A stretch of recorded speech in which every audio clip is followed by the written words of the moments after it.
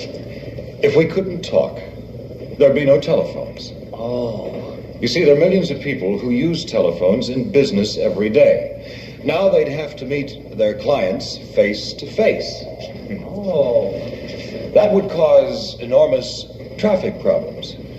Further, all the people who work for the world's phone companies would lose their jobs. There'd be no such thing as radio, television, and movies would go silent.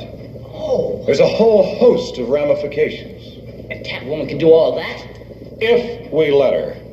Now let's see what that noise in the background is. 3 hair dryers. Hair dryers? If I remember correctly, Robin, there are over 2,000 beauty salons in Gotham City. There's just not enough time unless... Unless what, Batman? Unless the effects of the voice eraser wear off after a while.